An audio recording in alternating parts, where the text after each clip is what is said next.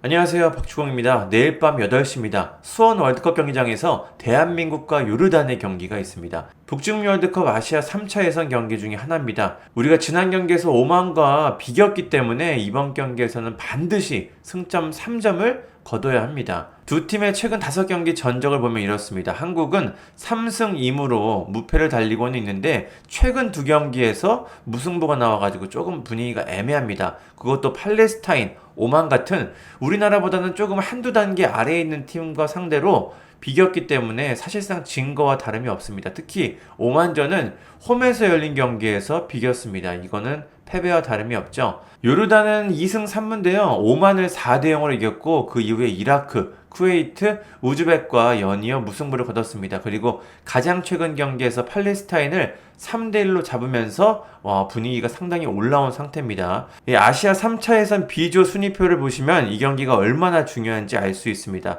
대한민국과 요르단이 1, 2위에 있는데요. 승점 차이가 딱 3점입니다. 이번 경기에서 우리나라가 패배하게 된다면 순위가 2위로 밀릴 수 있습니다. 게다가 이라크가 팔레스타인을 잡는다면은 이거는 아주 혼돈이 됩니다. 한국이 최악의 경우 3위까지 떨어질 수가 있습니다. 그래서 남 경기 신경 쓰지 말고 이번 경기에서 요르단을 확실히 잡아야지 우리가 1위 자리를 굳힐 수가 있습니다. 그럼 이번 요르단전의 선발 명단을 한번 예상해 보겠습니다.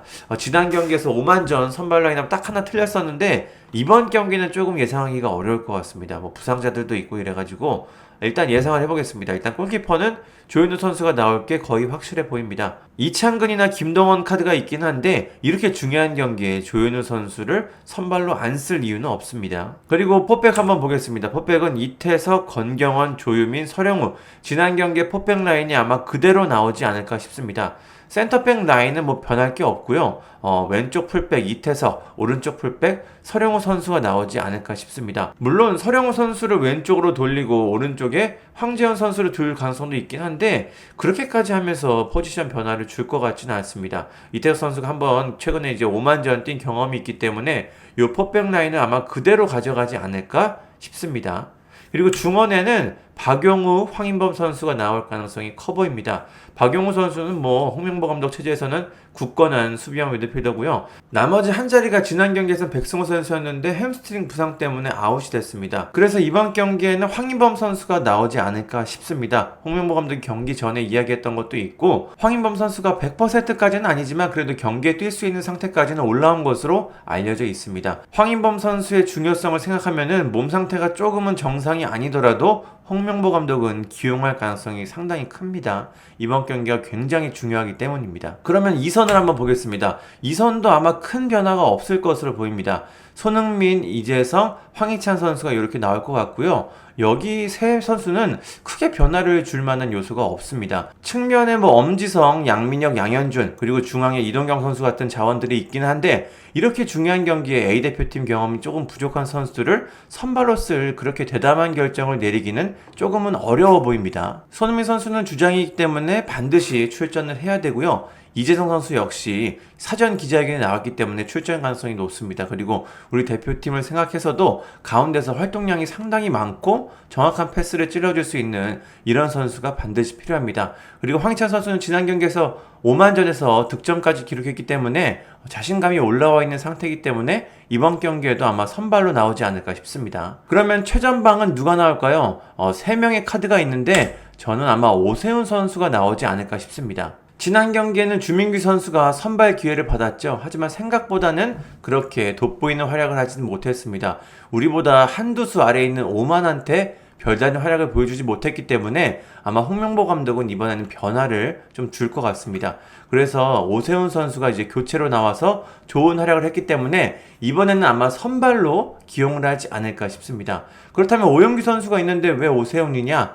이런 말씀을 하실 수 있겠는데 홍명보 감독은 아마 오영규 선수를 교체 카드로 아직까지는 생각을 하는 것 같습니다. 속도가 굉장히 빠르고 폭발적인 유형의 선수이기 때문에 상대 선수들의 체력이 빠졌을 때 투입해가지고 상대의 뒷공간을 노리는 그런 방식의 공격을 활용할 때 오영규 선수를 기용하지 않을까 싶습니다. 일단 오영규 선수는 교체로 나올 가능성이 더 높아 보입니다. 그럼 전체적으로 한번 보겠습니다. 4-2-3-1 포메이션이고요. 최전방에 오세훈, 이선에 손흥민, 이재성, 황희찬, 중원에 박용우, 황인범, 그리고 포백은 이태석, 권경원, 조유민, 서령우, 그리고 골키퍼는 조윤우 선수가 나올 것으로 보입니다.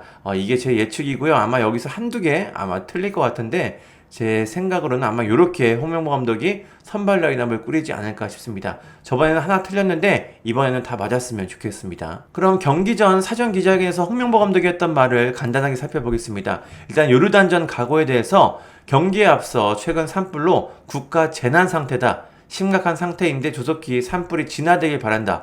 대표팀이 조금이나마 힘이 될 수 있도록 꼭 승리로 마무리하도록 하겠다. 첫 경기 뒤 갖는 두 번째다. 잘 마무리하고 싶다. 모든 면에서 첫 경기보다는 나아질 것으로 기대한다. 선수들도 컨디션 면에서 많이 나아졌다고 한다. 좋은 경기력으로 마무리하겠다 라고 했습니다. 일단 최근에 산불 사태를 이야기하면서 대표팀이 국민들한테 힘을 주고 싶다 라는 이야기를 했습니다. 오만전에는 더 스트레스를 준 것 같은데 이번 요르단전에서는 많은 희망을 좀 줬으면 좋겠습니다. 그리고 알타마리에 대해서 얘기했습니다. 알타마리가 우리가 아시안컵에 4강전에서 요르단한테 0대2로 졌을 때 1골 1도움을 기록했던 아주 무서운 선수입니다. 홍명보 감독은 지난해 10월 요르단과의 첫 맞대결에서는 알타마리가 나오지 않았다. 실제로 우리가 2대0으로 이겼습니다. 현재 기량과 상태는 좋다는 평가다. 지난 아시안컵 경기에서 그 선수의 움직임 등을 선수들과 공유했다. 최종적으로 더 준비할 것이다. 좋은 선수고 위협적인 선수라는 걸 선수들도 잘 인지하고 있다. 내일 어떻게 막느냐가 중요한 승부처가 될 것이다 라고 했습니다. 참고로 알타마리 선수는 오늘 있었던 훈련에서 팀 훈련은 참가하지 않고 개인 훈련으로 조금 소극적으로 훈련을 했다고 합니다. 조금 근육 쪽에 문제가 있다고 하는데 이게 트릭인지 진짜 아픈 건지는 모르겠습니다. 황인범 선수의 몸 상태에 대해서는 우리 생각보다는 좀 더 나은 상태다. 본인 의지도 강하다. 내일 100%라고 미리 말하기는 어렵다. 어느 시점에선 그 선수를 보호해야 하는 상황도 있을 것이다. 오늘 훈련을 통해 준비하도록 하겠다 라고 말했습니다.